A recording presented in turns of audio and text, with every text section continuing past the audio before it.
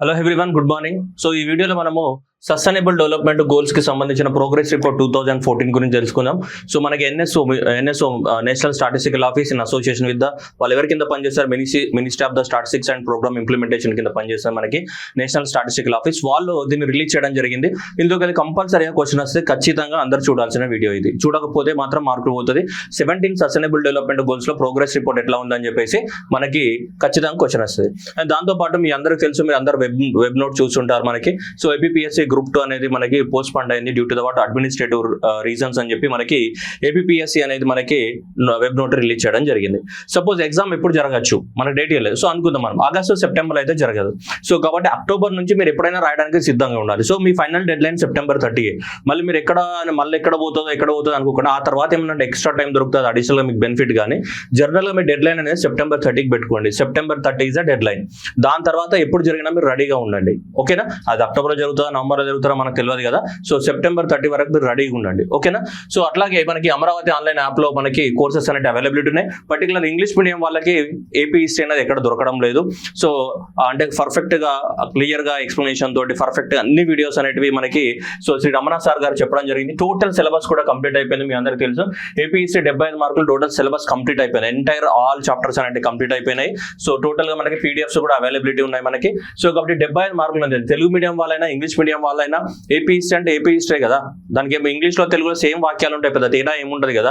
So కాబట్టి English medium వాళ్ళకు కూడా ఎక్కడ ప్రాబ్లం అవ్వదు, 90% ప్రాబ్లం అవ్వదు. ఓకే? సో ఇంగ్లీష్ మీడియం వాళ్ళైనా తెలుగు మీడియం వాళ్ళైనా మీకు మాత్రం మంచి కంటెంట్ కావాలి, 75కి కనీసం 70 అట్లా మంచి మార్కులు రావాలి అంటే సో మీరు తీసుకోండి. ఎందుకంటే నేను పర్సనల్ గా చూశాను, సార్ ఒక 6-7 బుక్కులు రిఫర్ చేసి చెప్పడం అనేది జరిగింది. ఊరికే పైన ఎక్కడా చెప్పలేదు, నేను చూశాను పర్సనల్ గా కాబట్టి నేను చెప్తున్నాను. సో కాబట్టి సార్ మంచి అద్భుతమైన కంటెంట్ ఇవ్వడం జరిగింది. మీరు సో కంటెంట్ విషయంలో 80% డౌట్ పడాల్సిన అవసరం లేదు. ఓకే? సో ఇప్పుడు మనకి సో ఏపీ హిస్టరీకి సంబంధించి మనకి 555 రూపీస్ అనేది నడుస్తుంది ఇప్పుడు మనకి. సో మీకు ఎవరైనా కావాలంటే నెక్స్ట్ ఒక 2-3 డేస్ మేము ఇది కంటిన్యూ చేస్తాము. ఆ తర్వాత 999కి పెంచుతాము. సో ముందే ఇన్ఫార్మ్ చేస్తున్నాం మీకు. ఎవరికైనా కావాలనుకుంటే మీరు 555 రూపీస్కి దీన్ని ఆఫర్ని అవైల్ చేసుకోండి. సో ఇన్ని రోజులు ఎందుకు చెప్పలేదు సార్ అని మీకు డౌట్ రావచ్చు. ఇన్ని రోజులు ఎందుకు చెప్పలేదంటే సిలబస్ మాది పెండింగ్ లో ఉంది కాబట్టి చెప్పలేదు. ఇప్పుడు సిలబస్ మొత్తం కంప్లీట్ అయింది కాబట్టి చెప్తున్నాం. మొత్తం సిలబస్ ఎంటైర్ కంప్లీట్ అయింది కాబట్టి మీకు అవైలబిలిటీ ఉంది. రెండవది, సో ఆల్రెడీ టెస్ట్ సిరీస్ మన దాంట్లో చాలా మంది రాస్తున్నారు.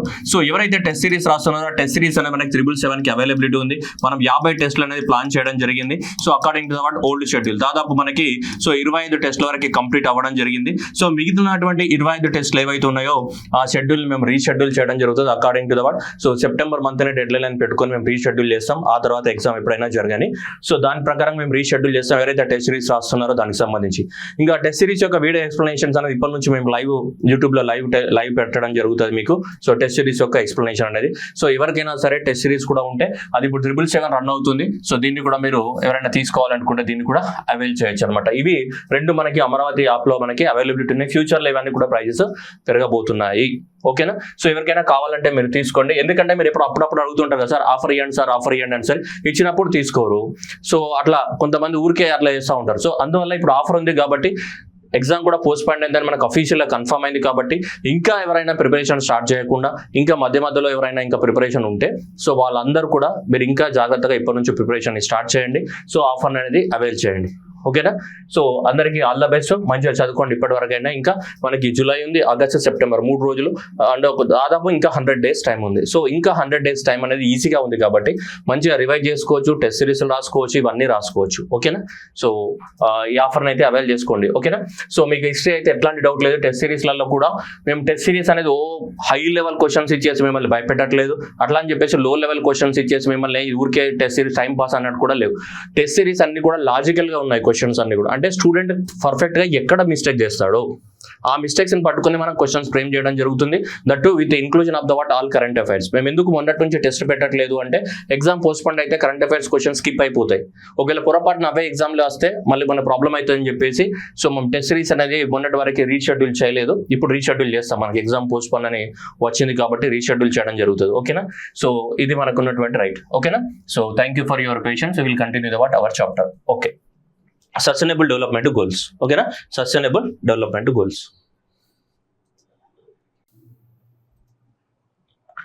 Sustainable development goals report. మీ అందరికి తెలుసు మనకి సస్టైనబుల్ డెవలప్మెంట్ రిపోర్ట్ అనేది సో రీసెంట్ గా మనకి June 30 రోజు రిలీజ్ అవ్వడం జరిగింది. The report was released on the June 30. So June 30 రోజు మనకి రిపోర్ట్ అనేది రిలీజ్ చేయడం జరిగింది. సో ఈ రిపోర్ట్ ని రిలీజ్ చేసిన వాళ్ళు ఎవరంటే national statistical office which works under the so ministry of the statistics and the programme implementation. So వాళ్ళ కింద వర్క్ చేస్తారు. మీకు తెలుసు ఆల్రెడీ 17 సస్టైనబుల్ డెవలప్మెంట్ గోల్స్ ఉంటాయి. నేను పదే మొన్న లాస్ట్ వీడియోలో కూడా చెప్పడం జరిగింది. మనకి అది వరల్డ్ సస్టైనబుల్ డెవలప్మెంట్ రిపోర్ట్, ఇది ఇండియాకి సంబంధించిన సస్టైనబుల్ డెవలప్మెంట్ రిపోర్ట్. ఓకే, అంటే ఈ 17 గోల్స్లలో మనం ఎక్కడి వరకు సాధించాము, ఈ 17 గోల్స్ ఏవైతున్నాయో ఈ 17 గోల్స్ ని ఏం చేస్తామని చెప్పేసి ఫస్ట్ వన్ వచ్చేసి మీ అందరికీ తెలుసు పేదరికం ఎంత పొందించాలి, నో పావర్టీ, అండ్ నెక్స్ట్ వచ్చేసి ఏంటి zero hunger and health and the well being, and next వచ్చేసి మనకి quality of the education and the gender equality and the clean drinking water and the sanitation. Next 7th వచ్చేసి మనకి affordable clean and energy and decent economic growth, and 9th వస్తే industry infrastructure innovations, and 10th వస్తే మనకి zero inequality, and 11th వస్తే మనకి sustainable cities and communities, and 12th వస్తే responsible consumption, and 13th వచ్చేస్తే climate action, 14th వచ్చేస్తే మనకి life below water, and 15th వచ్చేస్తే life on land, and 16th వస్తే మనకి సోషల్ జస్టిస్, అండ్ 17th వచ్చే global partnership for the attainment of the sustainable development goals. ఇవి 17 goals ఉన్నాయి. Okay, నేను స్పీడ్ గా చెప్పాను, మీ అందరికి తెలుసు ఆల్రెడీ, ఎందుకంటే మళ్ళీ ప్రతిసారి వీటిని రిపీట్ చేయాల్సిన అవసరం లేదు. ఇప్పటికీ ఇవన్నీ మీ అందరికీ నోట్ డౌన్ అయి ఉంటాయి నాకు తెలిసి. ఓకే, రెడ్డి ఎట్లా గుర్తు పెట్టుకోవాలో కూడా మనం క్లాస్ లో చెప్పాం. అయితే ఇప్పుడు వీటికి సంబంధించిన ఒక్కొక్క దానికి సంబంధించిన రిపోర్ట్ అనేది ఇవ్వడం అనేది జరిగింది. ఒక్కొక్క దానికి సంబంధించిన రిపోర్ట్ ని పబ్లిష్ చేయడం జరిగింది. ఓకేనా, మనకి ఫస్ట్ నో పావర్టీ. సో మనకేంటి పూర్తిగా పేదరికాన్ని ఏం చేయాలి, అంతమొందించాలి కదా, that is no poverty, that is పేదరికాన్ని పూర్తిగా నిర్మూలించాలనేది మనకేంటి first sustainable development goal. First sustainable development goal. So దీంట్లో భాగంగానే మనకి తీసుకుంటే మనకి ఇప్పుడు మనకి గవర్నమెంట్ ఆఫ్ ఇండియా June 30 రోజు రిలీజ్ చేసినటువంటి రిపోర్ట్ లో ఏముందంటే చూడండి, పేదరికాన్ని ఇంత తగ్గించామని చెప్పేసి మనకు క్లియర్ గా చెప్తుంది. వెరీ ఇంపార్టెంట్ అమ్మ, మోస్ట్ ఎక్స్పెక్టెడ్ క్వశ్చన్స్ లో ఇది ఒకటి, try to by heart this one. Okay, ఇది బై హార్ట్ చేయాల్సిందే మీరు ఖచ్చితంగా. ఓకేనా, ఏమన్నా చూడండి, the reduction in the proportion of the men and the women children of the all ages of the living so in the poverty and all estimate dimensions, అన్ని రకాల పావర్టీని estimate చేసినప్పుడు పావర్టీ ఎంత తగ్గింది.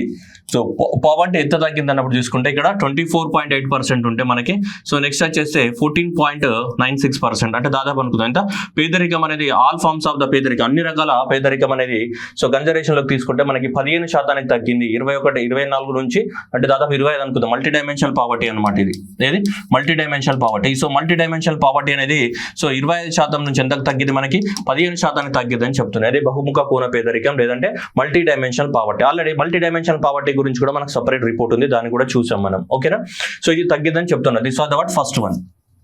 నెక్స్ట్ సెకండ్ ఏం చెప్తున్నారు చూడండి, ఏ consistent increasing the number of the self help groups provided with the what so bank credit linkages. అంటే ఇవి స్వయం సహకార పల్లెటూళ్ళ స్వయం సహకార సంఘాలు ఉంటాయి కదా, వాళ్ళకి బ్యాంకుల ద్వారా లోన్స్ ఇచ్చేటివి, బ్యాంకుల ద్వారా లోన్స్ ఇవ్వడం. సో బ్యాంకుల ద్వారా లోన్స్ ఇచ్చేసేటువంటి వాటి యొక్క నంబర్ అనేది గ్రాడ్యువల్ గా పెరిగిందనమాట.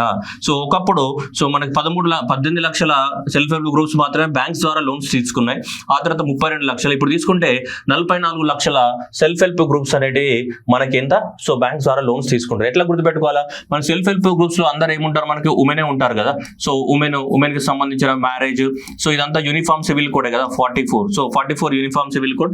అట్లనే ఎంత మనకి 44 ఏమున్నాయి మనకి సో సెల్ఫ్ హెల్ప్ గ్రూప్స్ అనేది బ్యాంక్ లింకేజ్ ద్వారా లోన్స్ పొందుతున్నాయని చెప్పేసి మనకి రిపోర్ట్ అని చెప్తుంది. మనకి 18 లక్షల నుంచి 31 నుంచి ఎంత పెరిగినాయి, మనకి 44 లక్షలకు అనేది మనకి పెరగడం అనేది జరిగింది. 44 లక్షలకి పెరగడం జరిగింది. ఇది సెల్ఫ్ హెల్ప్ గ్రూప్స్ ఏవైతే మనకి ఏమున్నాయో బ్యాంక్ లింకేజ్ కి పొందుతూ ఉన్నాయి. Next coverage of the what new pension scheme. Coverage of the new pension scheme, ఏదైతే పెన్షన్ స్కీమ్స్ ఏవైతే ఉన్నాయో ఆ పెన్షన్ స్కీమ్ కింద సో న్యూ పెన్షన్ స్కీమ్ కింద రిజిస్టర్ అయిన వాళ్ళ యొక్క నంబర్ అనేది గ్రాడ్యువల్ గా పెరుగుతూ పోయింది. మనకి చూడండి ఇక్కడ 2015 నుంచి 97 lakhs నుంచి ఇక్కడ 1,50,00,000 అండ్ 1,57,00,000 నుంచి మనకి గ్రాడ్యువల్ గా మళ్ళీ ఇక్కడికి సో ఇప్పుడు తీసుకుంటే 1,80,00,000 మందికి 1,80,00,000 మంది అనే వాళ్ళు మనకి న్యూ పెన్షన్ స్కీమ్ లోపల ఏమయ్యారు మనకి సో రిజిస్టర్ అయ్యి ఈ బెనిఫిట్ అనేది పొందడం అనేది జరుగుతుందని చెప్పేసి మనకి ఏంటిది రిపోర్ట్ అనేది చెప్తుంది. దిస్ రిపోర్ట్ అనేది చెప్పడం జరుగుతుంది. సో దీనివల్ల మనం తెలుసుకోవాల్సింది ఏంటిది, అన్ని కూడా పేదరిక నిర్మూలన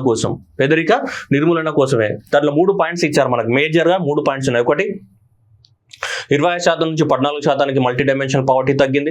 రెండోది 44 లక్షల మంది సెల్ఫ్ హెల్ప్ గ్రూప్స్ అనేది లోన్స్ పొందుతున్నారు, దేని ద్వారా బ్యాంక్ ద్వారా.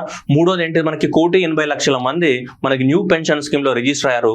దీనివల్ల భారతదేశంలో పేదరికం అనేది చాలా వరకు తగ్గిందని చెప్పేసి రిపోర్ట్ చెప్తుంది. Okay done. సో ఇది మనకి దీనిలో ముచ్చట్లు అనమాట. దీనిలో ఫస్ట్ గోల్లో ఇచ్చినటువంటి ముచ్చట్స్. ఓకే, సెకండ్ గోల్ ఏంటిది?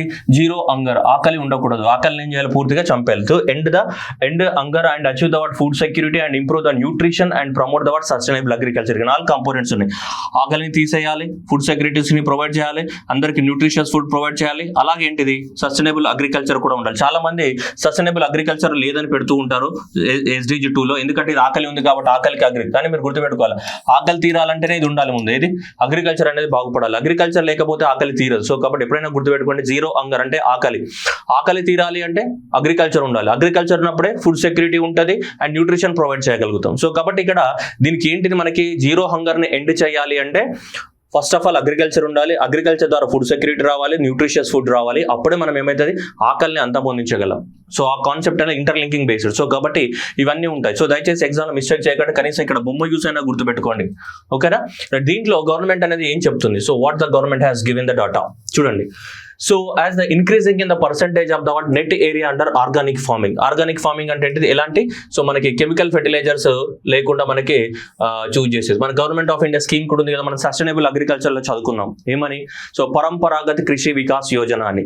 సో పరంపరాగత్ కృషి వికాస్ యోజన దేన్ని మనకి ప్రమోట్ చేస్తుంది? మనకి పరంపరాగత్ కృషి వికాస్ యోజన అనేది ఆర్గానిక్ ఫార్మింగ్ ని ప్రమోట్ చేస్తుంది. That we have read. So ఇక్కడ తీసుకుంటే మనకి ఎన్ని లక్షల ఎకరాలను తీసుకుంటే ఇక్కడ తీసుకుంటే ఆల్మోస్ట్ భారతదేశంలో ఇప్పుడు 4.5 లక్షల ఎకరాలలో మనకి ఏం జరుగుతుంది? ఆర్గానిక్ ఫార్మింగ్ అనేది జరుగుతుంది. That is the net area under the. So gradual గా పెరుగుతుంది అనమాట. ఆర్గానిక్ ఫార్మింగ్ యొక్క పెరుగుతుంది అంటే ఆర్గానిక్ ఫార్మింగ్ యొక్క ఏరియా పెరుగుతుందంటే దట్ ఈస్ ఇండికేటింగ్ దట్ ఏం పెరుగుతుందని మనకి ఇక్కడ సస్టైనబుల్ అగ్రికల్చర్. ఏం పెరుగుతుంది? మనకి సస్టైనబుల్ అగ్రికల్చర్ పెరుగుతుంది. ఓకేనా? సస్టైనబుల్ అగ్రికల్చర్ యొక్క పర్సెంటేజ్ పెరుగుతుంది. సో కాబట్టి సో ఇక్కడ నుంచి క్లియర్ గా మనకి ఏమైంది? మనకి పెరుగుతుంది 4.5 లక్షలు. ఓకేనా? రైట్. నెక్స్ట్ కనుక తీసుకుంటే and increasing in the number of the plants and animal genetic resources for the food and agriculture secured in the medium or on long term conservative facilities. అంటే వాటిని కాపాడుతున్నటువంటి సో జెనెటిక్ రిసోర్సెస్ ని మనం కాపాడుతున్నాం. ఏవి? Plant resources కానీ and animal genetic resources కానీ ఏం చేయాలి? మనం వాటిని ప్రొటెక్ట్ చేయాలి. ప్రొటెక్ట్ చేసినప్పుడే సో మనకి ఏమైతే అవి లాంగ్ టర్మ్ లో అవైలబిలిటీ ఉంటాయి. అవునా కదా? లేదంటే అవన్నీ ప్రొటెక్ట్ చేయలేము అనుకోండి. సో అవేమైతే మనకి ఇప్పుడు ఫర్ ఎగ్జాంపుల్ మీకు ఒక ఎగ్జాంపుల్, నువ్వులు ఉన్నాయి అనుకోండి. తెల్ల నువ్వులు ఉంటాయి, నల్ల నువ్వులు ఉంటాయి. అవునా కదా? సో నల్ల నువ్వులు ఇప్పుడు ఎక్కడ దొరుకుతున్నాయి? ఒక నల్ల నువ్వుల్ని కనుక మనం కాపాడలేమనుకో, నల్ల నువ్వులు ఏమైపోతే అంతరించిపోతుందా లేదు. సో అట్లాంటి జెనెటిక్ రిసోర్సెస్ అన్నిటిని ఏం చేయాలి? మనం కాపాడాలి. ప్లాంట్ అయినా యానిమల్ అయినా. సో అలాంటి జెనెటిక్ రిసోర్సెస్ ఏవైతే ఉన్నాయో ఆ జెనెటిక్ రిసోర్సెస్ మనం ఏం చేయాలి? కాపాడాల్సిన అవసరం అనేది ఉంది. సో అలాంటి నంబర్ అనేది పెరిగిందని చెప్తుంది. ఇక్కడ ప్లాంట్స్ యొక్క నంబర్ కనుక తీసుకుంటే సో ఒకప్పుడు సో ఇక 4,32,000 జెనెటిక్ రిసోర్సెస్ ని మనం కాపాడితే ఇప్పుడు 4,86,000 జెనెటిక్ రిసోర్సెస్ ఏం చేస్తున్నాం? కాపాడుతున్నాం. ఏ స్పీసీస్ ని this symbol indicate the plant species. ఈ ప్లాంట్ స్పీసీస్ ని మనం కాపాడుతున్నాము. రెండవది బి. సో 1,40,000 యానిమల్ స్పీసీస్ ని ఒకప్పుడు కాపాడుతూ ఉంటే సో దాదాపు ఇప్పుడు 3,16,214 యానిమల్ సో వాటి యొక్క జెనెటిక్ రిసోర్సెస్ ని కాపాడుతున్నాము. అంటే మనము కోల్డ్ స్టోరేజ్ లో పెట్టేసి కానీ ఎక్కడైనా సరే వాటిని ఫ్యూచర్ లకు అందించడానికి కోసం ఏం చేస్తున్నాం? మనం కాపాడుతున్నాం అన్నట్టు. ఇప్పుడు అంటార్కిటికా రీజియన్ లో కానీ సో మనం కడుతుంటాం కదా లాబొరేటరీస్. అంటార్కిటికా రీజియన్ లో స్లావ్బార్డ్ నార్వేలో అక్కడ పోయి స్టోర్ చేస్తాం అనమాట. అవి తరతరాలకు ఏమైతే అట్లా మనకి ఉపయోగపడుతూ ఉంటాయి అనమాట. మనకు అవసరం వచ్చినప్పుడు మనం చూస్తాం కదా. మనం మహేష్ బాబు నెంబర్ 1 సినిమాలో చూస్తారు కదా, గోల్డెన్ రైస్ అనేది ఎక్కడనో స్టోర్ చేస్తారు కదా లండన్ లో. ఇట్లా తిప్పేసి సింబల్ వచ్చేసి. సో అర్థమైందా? సో అట్లా అనమాట మనం స్టోర్ చేయాలన్నమాట. ఓకే. సో అది కూడా పెరిగినట్టు మనకు చెప్తుంది. ఈ రెండు కూడా దేన్ని ఇండికేట్ చేస్తున్నాయి? మనకి సస్టైనబుల్ అగ్రికల్చర్ ఇండికేట్ చేస్తున్నాయి. ఎందుకంటే మన జాతుల్ని మనం కాపాడుకోవాలి అంటే వాటిని ప్రిజర్వ్ చేయాలి. అలా ప్రిజర్వ్ చేసే నంబర్ అనేది ఇలా పెరిగింది. ఇక్కడ మీరు తొందరపడి ఇక్కడ జెనెటిక్ రిసోర్సెస్ అంటే అదే వాటిని ఏం చేయాలి? కాపాడాలి. Nothing but protection, preservation. Okay. Next, moving on to third one. Reduction in the percentage of the children under the age of the 5 who are the stunted. Stunted అంటే ఏంటి తెలుసు మీకు? పొట్టోళ్ళే కదా. సో ఏమంటే ఏజ్ కు దగ్గర ఏముంటారు? మనకి హైట్ అనేది ఉండదు. స్టంటెడ్ గ్రోత్ అంటే ఏంటిది? షార్ట్ పర్సన్స్ అనమాట. అంటే హైట్ అనేది ఏముంటారు? మనకు తక్కువగా ఉంటారు. హైట్ అనేది చాలా తక్కువ. ఎందుకు ఇలా హైట్ తక్కువగా ఉంటారంటే అంటే మనకి సో వీళ్ళు ఎక్కువ మొత్తంలో ఇది లాంగ్ టర్మ్ లో దేంతో ప్రాబ్లం ఫేస్ చేస్తూ ఉంటే సో లాంగ్ టర్మ్ లో ఏ ప్రాబ్లం ఫేస్ చేస్తూ ఉంటే మనకి న్యూట్రిషన్. సో లాంగ్ టర్మ్ లో మనకి న్యూట్రిషన్ యొక్క ప్రాబ్లం ఫేస్ చేస్తూ ఉంటే మనకి ఇది ఏర్పడుతుంది. లాంగ్ టర్మ్ లో ఏ ప్రాబ్లం?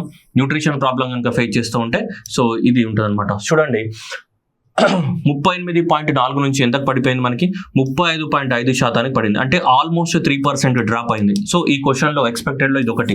ఫ్యాక్చువల్ డాటాలో అప్పుడప్పుడు ఎక్స్పెక్టెడ్ క్వశ్చన్స్ అడుగుతాడు. ఫ్యాక్చువల్ డాటా ఎక్స్పెక్టెడ్ క్వశ్చన్స్లో ఇది ఒకటి. సో 38.4% ఉన్నటువంటి stunted percentage of the childrens below 5 years ఎంత పడిపోయింది, 35%కి పడిపోయింది. అంటే ఎంత 3%కి తగ్గింది. సో ఇలాంటి క్వశ్చన్స్ ఎగ్జామినేషన్లో అద్భుతంగా వస్తాయి. సో దయచేసి గుర్తుపెట్టుకోవాలి. ఎందుకంటే పిల్లోడు రాత్రికి రాత్రే పొట్టోడు కాదు కదమ్మా. పిల్లోడు పెరగట్లేదంటే రాత్రికి రాత్రే పొట్టోడు, రాత్రికి రాత్రే పొడవు అవుతాడా? చెప్పండి మీరు. రాత్రికి రాత్రే సచిన్ టెండూల్కర్, రాత్రికి రాత్రికి అమితాబ్ బచ్చన్ కాలేడు కదా. మరి అలా ఎందుకు అట్లా జరుగుతుంది అంటే the reason is that long టర్మ్లో సరైన న్యూట్రిషన్ అందట్లేదు అని.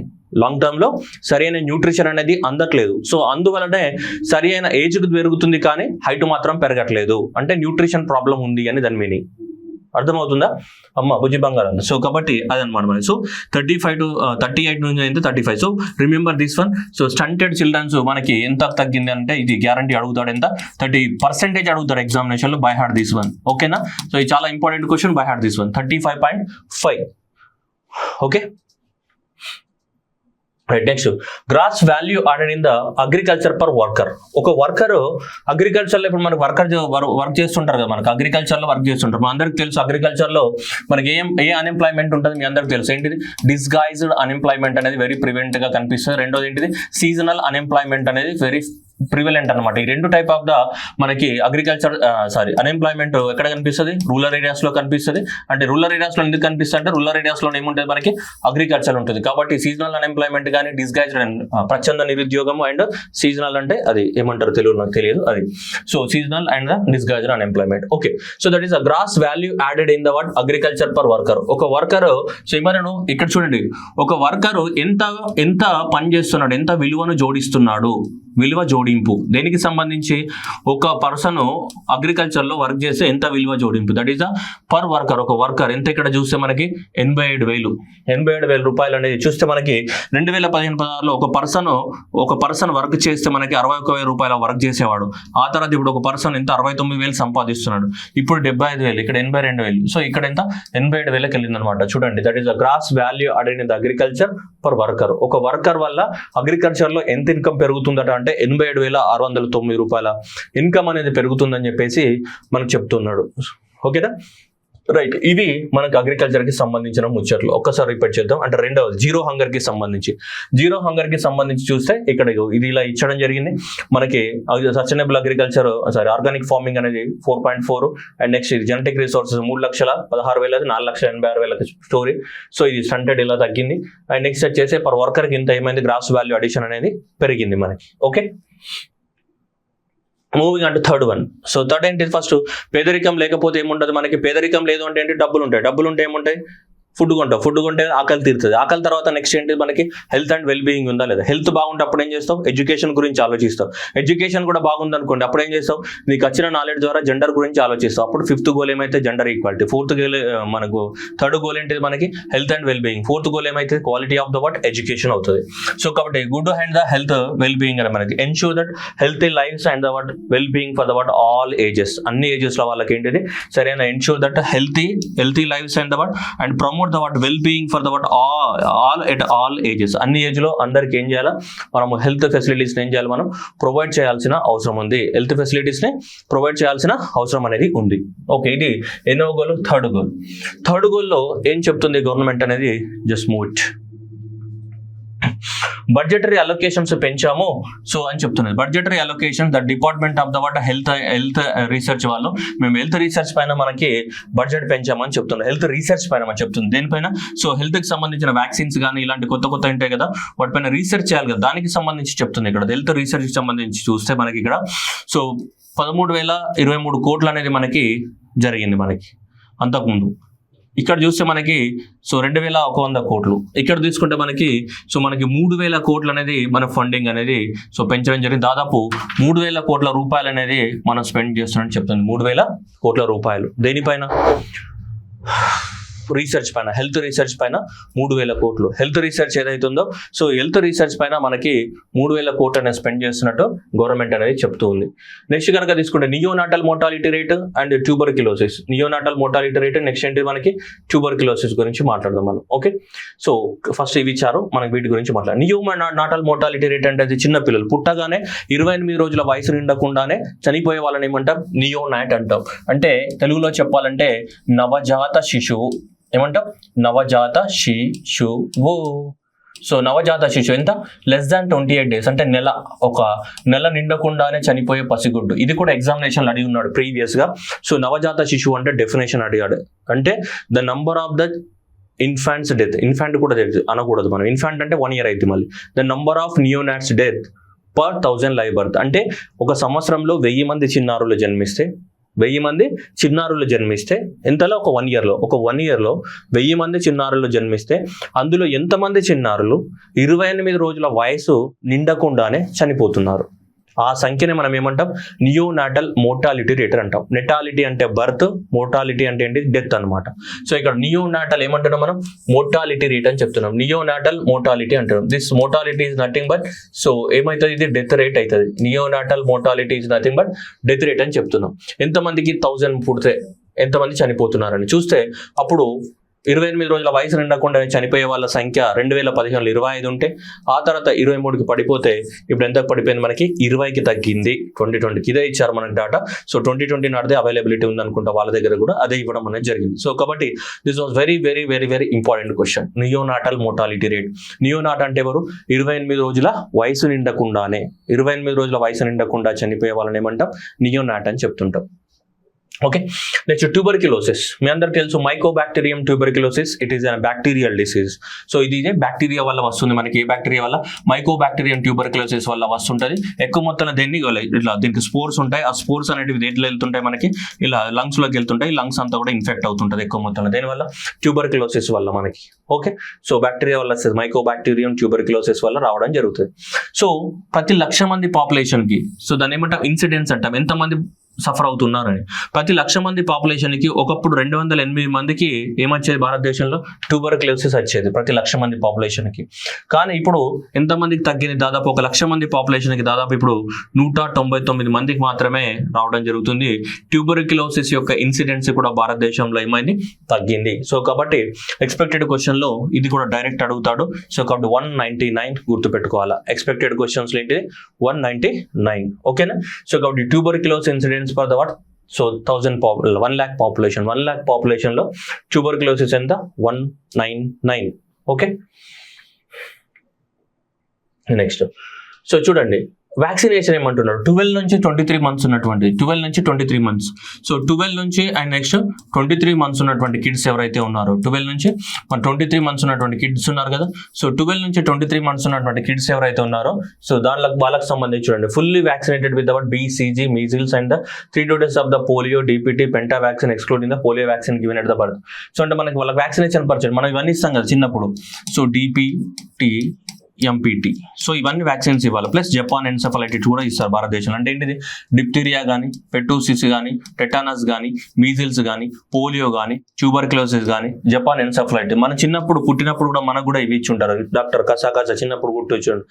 ఓకే, మనకు జ్వరం వచ్చి ఉంటే మమ్మీ బాధపడి ఉంటుంది, పిల్లోడికి జ్వరం వచ్చిందని మనం పుట్టినప్పుడు. సో అప్పుడు మనం పుట్టగానే ఫస్ట్ ఇవే ఇచ్చేది, BCG కానీ, డిప్టీరియా కానీ, నెక్స్ట్ ఏంటిది మీజిల్స్ కానీ, అండ్ నెక్స్ట్ ఏంటిది DPT ఇంజెక్షన్స్ ఇచ్చేవాళ్ళు మనకి. ఓకేనా. సో ఇవన్నీ కూడా ఇచ్చేవాళ్ళు మనకి, DPT, పెటోటిస్, టెటనస్, మీసిల్స్, ట్యూబర్క్యులోసిస్ ఇవన్నీ ఇచ్చేవాళ్ళు అనమాట. సో ఇవన్నీ వ్యాక్సిన్స్ ఇచ్చేవాళ్ళు. సో ఈ వ్యాక్సిన్స్ యొక్క పర్సెంటేజ్ అనేది మనకి భారతదేశంలో పెరిగింది అనమాట. ఇంత 76.6 నుంచి పెరిగింది. ఇక్కడ 62% నుంచి ఎంతకి 76.6 పెరిగింది. You have to this one. భారతదేశంలో percentage of the vaccination percentage ఎంత పెరిగింది, 76.6% పెరిగింది వ్యాక్సినేషన్ పర్సెంట్ అనేది 76.6% పెరిగింది. ఏంటిది, వ్యాక్సినేషన్స్ అనేది పెరిగింది. మనకి అందరికి తెలుసు భారతదేశంలో మనకి 2014 సంవత్సరంలో మనం స్టార్ట్ చేసాం. ఇది మిషన్ ఇంద్రధనుష్. ఇది మిషన్ ఇంద్రధనుష్. సో ఈ మిషన్ ఇంద్రధనుష్ ద్వారా మనకి వ్యాక్సిన్స్ అనేవి గవర్నమెంట్ ఆఫ్ ఇండియా ఏంటిది మనకి ఫ్రీగా ఇవ్వడం అనేది జరిగింది. ఫ్రీగా, సో ఫ్రీ వ్యాక్సినేషన్. సో ఊరూరా కూడా, సో అందరూ కూడా ఫ్రీ వ్యాక్సినేషన్ కోసం మనకి ఏంటి, మనకి మిషన్ ఇంద్రధనుష్ అప్పట్లో స్టార్ట్. ఇంద్రధనుష్లో 7 రంగులు ఉంటాయి. ఆ 7 రంగుల లాగానే ఇలా 7 వ్యాక్సిన్స్ అనేది ఏం చేయాలి, మనం ఫ్రీగా ప్రొవైడ్ చేయాల్సి ఉంటుంది మనకి. సో అందువల్ల వ్యాక్సినేషన్ పర్సంటేజ్ కూడా పెరిగిందని చెప్తున్నాడు. నెక్స్ట్ వన్, ఇవి అదర్ ఇండికేటర్స్ అన్నమాట. కొంచెం ఎగ్జామినేషన్ ఇంపార్టెంట్, కొంచెం రిపోర్ట్ అనేది పూర్తిగా డెప్త్లో చదివితే ఇవి దొరుకుతాయి. అంటే మామూలుగా రిపోర్ట్లో ఇవి ఎక్కడెక్కడ ఉంటాయి, కొంచెం రిపోర్ట్ని పూర్తిగా అనాలిసిస్ చేస్తే దాంట్లో మనం ఇవి చూద్దాం. Neonatal mortality rate, neonatal mortality rate ఎంతకు వచ్చింది మనకి, NMR. So neonatal mortality rate ఎంతకు వచ్చింది మనకి, 20కి పడిపోయింది, అవునా. సో 28 రోజుల, ఇప్పుడు మరి చిన్నపిల్లలు పుట్టిన వాళ్ళు 28 రోజుల వయసు నిండకుండా చనిపోయే వాళ్ళ సంఖ్య ఎంతకు పడిపోయింది, 20కి పడిపోయింది. That was very good achievement.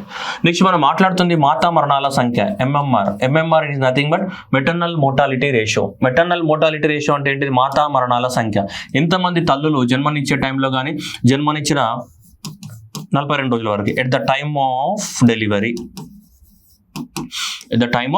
Delivery. So delivery టైంలో కానీ, okay, at the time of delivery or 42 days of the what post delivery. 42 days of the what post delivery అయినటువంటి 42 రోజుల వరకు, 42 రోజుల లోపు చనిపోయే మదర్స్ సంఖ్య. డెలివరీ టైంలో కానీ ఆర్ డెలివరీ అయిన 42 రోజుల వరకు కానీ మదర్ చనిపోతే వాళ్ళని ఏం చేస్తామంటే మనం లెక్కిస్తాం, దీంట్లో కౌంట్ చేస్తాం. దేంట్లో, సో మెటర్నల్ మోర్టాలిటీ రేషియో కింద మనం చెక్ చేస్తాము. ఎంతమంది తల్లులకి అంటే 1000 మందిని తీసుకోము, ఇక్కడ 1 లక్ష మందుల్ని తీసుకుంటాం. ఇక్కడ ఎగ్జామినేషన్ ఇది కన్ఫ్యూజ్ అవుతారు, ఎందుకంటే ప్రతి ఒక్కరు ప్రెగ్నెంట్ ఉండరు కదమ్మా, 1000 మంది ఉమెన్ తీసుకున్నట్ల ప్రెగ్నెన్సీ ఉండరు కదా. సో కాబట్టి అందువల్ల సో 1,00,000 పాపులేషన్ శాంపుల్ సైజ్ ఎక్కువగా తీసుకుంటాం మనం. సో భారతదేశంలో ఇప్పుడు టైమ్ ఆఫ్ ద డెలివరీ కానీ డెలివరీ అయిన 42 రోజుల లోపు కానీ చనిపోయే తల్లుల సంఖ్య, maternal mortality rate, the number of the mothers death for the 1 lakh live births. 1,00,000 మంది మదర్స్ డెలివరీ అయితే ఎంతమంది డెలివరీ టైంలో కానీ అంటే పురిటి నొప్పులు, అంటే మన తెలుగు ఇంగ్లీష్లో ఏమంటే లేబర్ పెయిన్స్.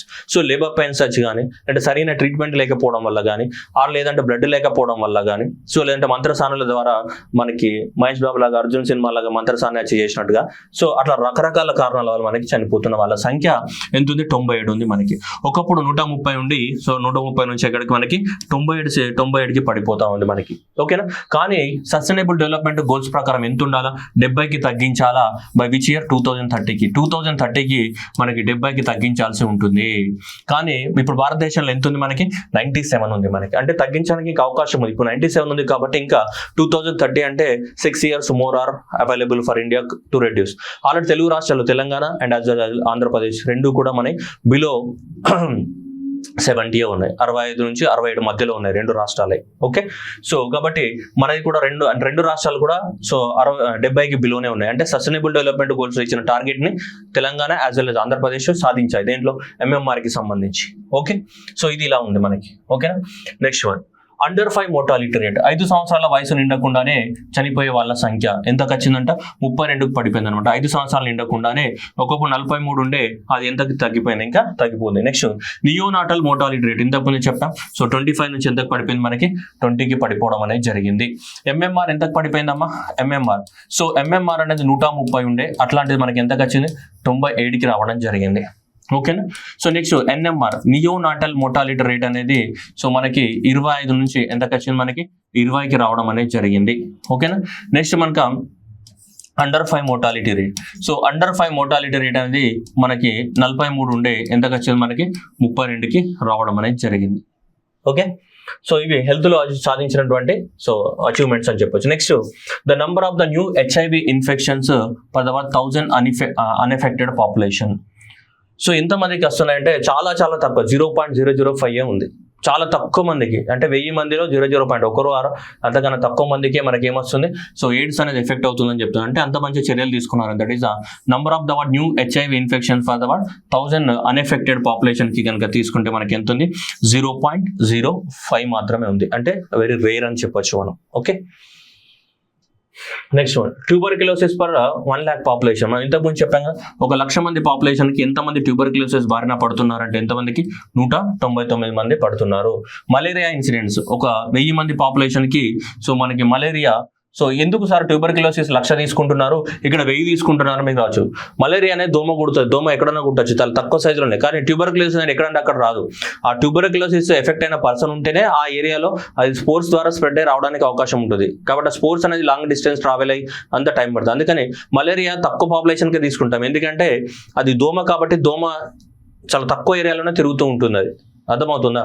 సో కాబట్టి మనకి ఇక్కడ ఏంటిదంటే అందుకే మలేరియా తీసుకున్నప్పుడు 1000 పాపులేషన్, సో ఇక్కడ నీకు ట్యూబర్క్యులోసిస్ తీసుకున్నప్పుడు 1,00,000 పాపులేషన్కి శాంపుల్ సైజ్ తీసుకుంటాం, ఓకేనా?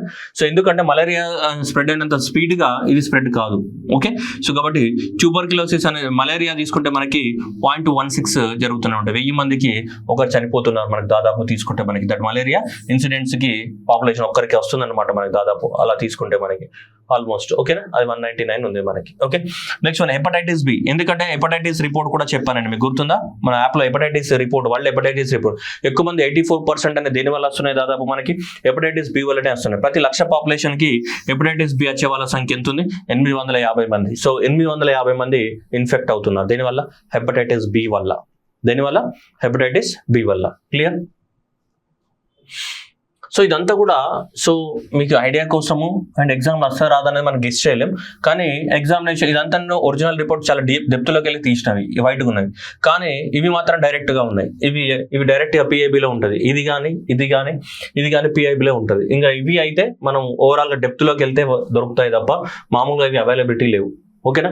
ఎందుకు ఇవి చెప్పడం జరుగుతుంది అంటే మనకి లాస్ట్ యూనిట్లో చాప్టర్ కూడా ఉంది, డిసీజెస్ అనేది అవన్నీ చాప్టర్ కూడా ఉంది మనకి, మీకు గుర్తుందో లేదో అవన్నీ, ఓకే? 15 యూనిట్లో మనకు చాప్టర్ ఉంది కదా, సో అందువల్ల ఇవన్నిట్ల గురించి మనకు క్లారిటీ అనేది ఉండాలి, ఓకేనా? Next one, so suicide mortality rate for the what, ఎంతమంది ఆత్మహత్యలు చేసుకుంటున్నారు? సో ప్రతి 1,00,000 పాపులేషన్కి, సో దట్ ఈస్ 1,00,000 పాపులేషన్కి ఎంతమంది చేసుకుంటున్నారు? మనకి 12 మంది హత్యలు చేసుకుంటున్నారు. ప్రతి 1000 మందికి తీసుకొచ్చి ప్రతి 1000 మందిలో ఎవడు చచ్చిపోడు, అవునా కదా? ప్రతి ఒక్కరు 1000 మంది తీసుకుని అందరూ చచ్చిపోతారు, అయింది చచ్చిపోరు కదా. అందుకోసం శాంపుల్ సైజ్ పెద్దది తీసుకుంటారు, ఎందుకంటే అది జరిగే అకరెన్స్ అనేది చాలా తక్కువగా ఉంటుంది కాబట్టి శాంపుల్ సైజ్ పెద్దది తీసుకోవాల్సి వస్తుంది మనం, ఓకే? సో అది 12.4 మెంబర్స్ అనే వాళ్ళు మనకి ఏంటి సూసైడల్ మోర్టాలిటీ రేట్ అనేది ఉందన్నమాట మనకి. క్లియరా? Right. Next 4th one, quality education. Quality education అందరికీ ఏంటిది, మనం క్వాలిటీ ఎడ్యుకేషన్ ని అందించాలి. That is ensure that inclusive and equitable and quality education and promote that lifelong learning opportunities for all. అందరికీ ఏంటిది లైఫ్ లాంగ్ లర్నింగ్ ఆపర్చునిటీస్ ని అందించాలి. So దాంట్లో కనుక తీసుకుంటే, సో దీంట్లో కొన్ని ఇక్కడ ఇచ్చారు, మనం చూద్దాం. ఫస్ట్ ఏమి ఇచ్చారో చూడండి. ఎన్రోల్మెంట్ రేషియో అన్నాడు, అంటే స్కూల్లో జాయిన్ అయ్యే వాళ్ళ సంఖ్య ఇన్ హయ్యర్ సెకండరీ ఎడ్యుకేషన్ అని చెప్తున్నాడు. Enrolment ratio, so enrolment ratio అనేది మనకి 48% నుంచి 50కి, 50 నుంచి ఇప్పుడు 57.6% పెరిగింది. సో దేంట్లో అని చెప్తున్నాడు? హయ్యర్ సెకండరీ ఎడ్యుకేషన్లో అని చెప్తున్నాడు. హయ్యర్ సెకండరీ ఎడ్యుకేషన్ అంటే ఏంటిది మనకి జనరల్గా, సో ఇంటర్మీడియట్ ఆ పైన. సో కాబట్టి ఇది 57.6కి రీచ్ అవ్వడం అనేది జరిగింది, ఓకేనా? Next upgraded education facilities 2023 and 2024లో ఎడ్యుకేషన్ ఫెసిలిటీస్ అప్గ్రేడ్ చేశారంట. ఏమేం చేశారట? The proportion of the schools with access to the what electricity.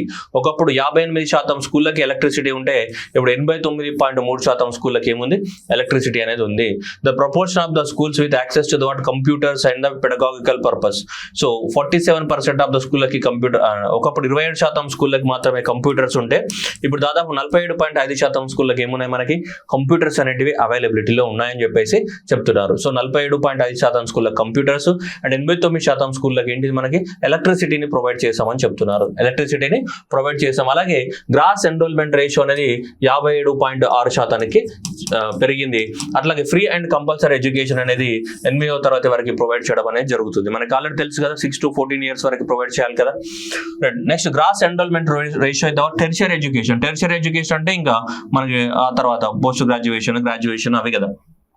So దాంట్లో తీసుకుంటే సో చాలా ఇంప్రూవ్మెంట్ జరిగింది. 28.4 ఉంది మనకి. దీంట్లో టెర్షియరీ ఎడ్యుకేషన్లో ఎంత ఉంది మనకి?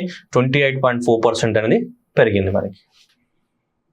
ఇప్పుడు చూద్దాం net enrolment ratio in the primary, upper primary, secondary స్కూళ్ళల్లో ఎంత ఎన్రోల్మెంట్ రేషియో ఉంది అంటే స్కూళ్ళల్లో, ప్రైమరీ స్కూళ్ళల్లో కానీ ఇది 5th క్లాస్ వరకు, అండ్ 6th, 7th, 8th కానీ, అండ్ నెక్స్ట్ ఏంటి 9th, 10th మనం జనరల్గా సెకండరీ అంటుంటాం మనం, ఓకే. కానీ రాష్ట్రాలు మారుతూ ఉంటాయి అనుకోండి. బట్ చూద్దాం. సో ఇక్కడ ప్రైమరీలో తీసుకుంటే ఎంత? 99% అనేది ఎన్రోల్మెంట్ రేషియో ఉంది. అండ్ అప్పర్ ప్రైమరీలో తీసుకుంటే 87.3 ఉంది మనకి. అండ్ నెక్స్ట్ సెకండరీ ఎడ్యుకేషన్ తీసుకుంటే చూడండి, గ్రాడ్యువల్గా గ్రాస్ ఎన్రోల్మెంట్ రేషియో ఏమవుతుంది? తగ్గుతుంది. అంటే వాడు ఫస్ట్ క్లాస్లో జాయిన్ అయిన నుంచి 5వ తరగతి జరిగిన తర్వాత 5వ తరగతి అయిపోయిన తర్వాత డ్రాప్ అవుట్ అవుతున్నారు. ఇక 5 తర్వాత 6, 7, 8 చదువుతున్నారు, మళ్ళీ డ్రాప్ అవుట్ అవుతున్నారు. దాని అర్థం ఇక్కడికి వచ్చేసరికి మనకి 60% పడిపోతుంది. ఏది? సెకండరీ ఎడ్యుకేషన్కి వచ్చేసరికి 60% పడిపోయింది. ప్రైమరీ ఎడ్యుకేషన్ 99% ఎన్రోల్మెంట్ అయితే స్కూల్లో జాయిన్ అయితే ఇక్కడికి వచ్చేసరికి 87% మంది స్కూల్లో జాయిన్ అవుతున్నారు. అండ్ నెక్స్ట్ ఇక్కడికి వచ్చేసరికి ఏమైతుంది మనకి 65% మంది జాయిన్ అవుతున్నారు. నెక్స్ట్ అక్కడికి వచ్చేసి ఏముంది మనకి 65% మంది మాత్రం ఏమవుతున్నారు జాయిన్ అవుతున్నారు గ్రాడ్యువల్ గా. ఓకేనా, ఇక్కడే ఇట్లా వర్టికల్ గా చూసుకుంటే మనకి ఇక్కడ నుంచి ఇలా తీసుకుంటే ఇలా గ్రాడ్యువల్ గా పెరిగింది మనకి. ఓకేనా, పెరిగింది. అండ్ నెక్స్ట్ అప్పర్ ప్రైమరీలో తీసుకుంటే చూడండి ఫ్లక్చుయేషన్స్ ఉన్నాయి, పెరిగింది తగ్గింది అండ్ తగ్గింది మళ్ళీ ఏమైనా పెరిగింది, సో మళ్ళీ పెరుగుతుంది. గత 4 సంవత్సరాల నుంచి ఏమైంది పెరుగుతూనే ఉంది మళ్ళీ. ఓకే, సో అలా మనం ఇక్కడ చూడండి, ఇక్కడ కూడా పర్లేదు.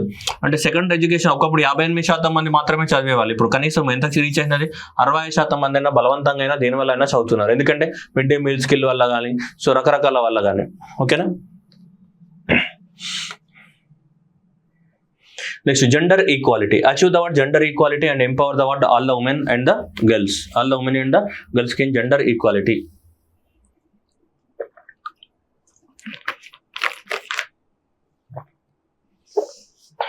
రైట్, జెండర్ ఈక్వాలిటీ అన్నప్పుడు మనకేంటిది, సో ఈక్వల్ వేజెస్ అనేది ఉన్నాయా లేవా మేల్ కి ఫీమేల్ కి కనుక తీసుకుంటే ఈక్వల్ ఉన్నాయా లేవా మేల్ ఫీమేల్ అని మనం చూద్దాం. ఇప్పుడు కంపేర్ చేశారు వీళ్ళు. So that is the gender wise ఏమన్నారు, సో మేల్ కి ఫీమేల్ కి మధ్యన, so the other than the public works కాకుండా మిగతా వర్క్స్ అసెస్మెంట్ చేశారంట.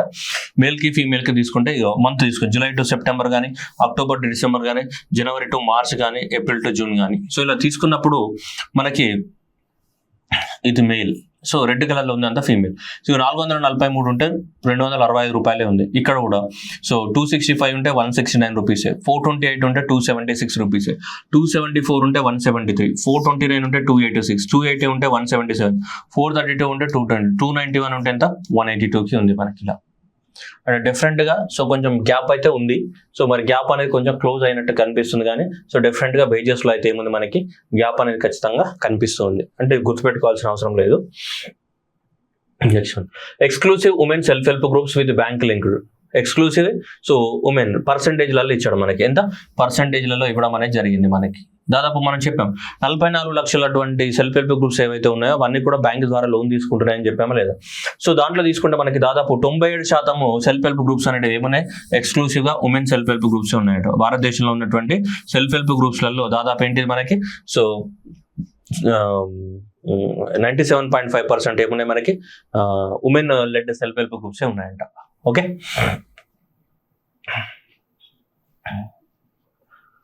ఏమంటా ఇది register of the general sources, that is the rate of the crimes against the what women.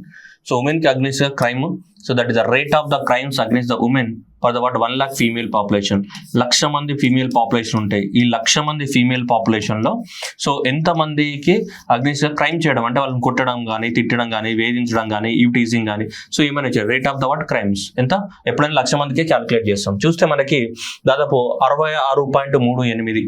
So ఇక్కడ చూడండి 54 నుంచి క్రైమ్ రేట్ అనేది పెరుగుతుంది, క్రైమ్ రేట్ తగ్గట్లేదు, క్రైమ్ రేట్ పెరిగింది, బాగా పెరిగింది. చూడండి 2000 ఆఫ్టర్ కరోనా నుంచి ఇంకా క్రైమ్ రేట్ అనేది ఉమెన్ పైన ఏమైంది పెరుగుతుంది. మనకి క్రైమ్ రేట్ అనేది గ్రాడ్యువల్ ఏమైంది పెరిగింది. ఇంకా జెండర్ ఈక్వాలిటీ ఎక్కడ సాధిస్తాం మనం, సో కాబట్టి ఇక్కడ క్రైమ్ రేట్ అనేది ఏమైంది పెరుగుతుంది. 56 నుంచి 64 నుంచి 66 మంది, అంటే ప్రతి 1,00,000 మందిలో 66 మంది ఉమెన్ ఏదో ఒక క్రైమ్ ని ఎక్స్పీరియన్స్ చేస్తున్నారు.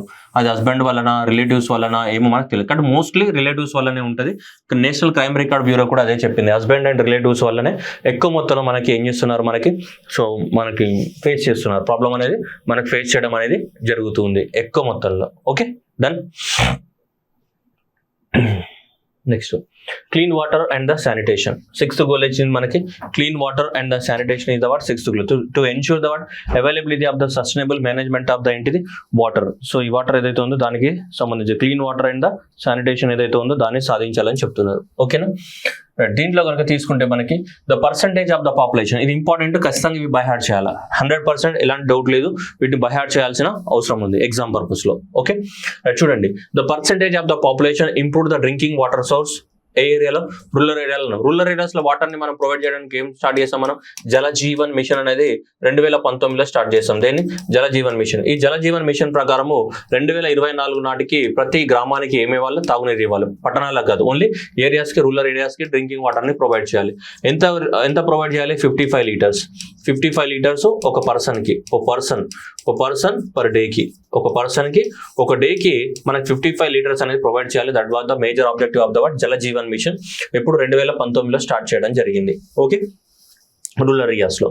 అయితే 2019లో స్టార్ట్ చేసాం. ఇప్పుడు చూస్తే మనకి చూడండి, ఒకప్పుడు 94% వాళ్ళకి మాత్రమే ఏమన్నా వాటర్ డ్రింకింగ్ వాటర్ అనేది అవైలబిలిటీ ఉండేది. ఇప్పుడు 96.96%కి, ఇప్పుడు 99.29% ఆఫ్ ద పీపుల్కి మనకి ఏం అవైలబిలిటీ ఉంది, డ్రింకింగ్ వాటర్ అనేది అవైలబిలిటీ ఉంది. కానీ ఆ డ్రింకింగ్ వాటర్ అనేది పైపు ద్వారా నల్లల ద్వారా ఉందో లేదనేది మనకు చెప్పట్లేదు ఇక్కడ. కానీ జల జీవన్ మిషన్ యొక్క మేజర్ ఆబ్జెక్టివ్ ఏంటి, to provide the piped drinking water. Piped drinking water అంటే నల్లల ద్వారా ఇంటింటికి తాగునీరు అందించాలి, దాని యొక్క మేజర్ ఆబ్జెక్టివ్ ఇది. ఇంకా పూర్తి కాలేదు ప్రాజెక్ట్ అనేది. కానీ ఇక్కడ ఏం చెప్తున్నాడు, నల్లల ద్వారా అందించే నీరు అందట్లేదు, అలా తాగడానికి మాత్రం నీరు అవైలబిలిటీ ఉంది, అది ఎట్లా తాగుతున్నారు అనేది క్లారిటీ లేదు. అర్థమవుతుందా, తాగడానికి మాత్రం ఏముంది, నీరు అనేది అవైలబిలిటీ ఉందని చెప్తున్నాడు. ఓకే, నెక్స్ట్ వన్ చూస్తే ఓపెన్ డెఫికేషన్ ఫ్రీ, అంటే టాయిలెట్స్ బహిరంగ మలమూత్ర విసర్జన లేకుండా.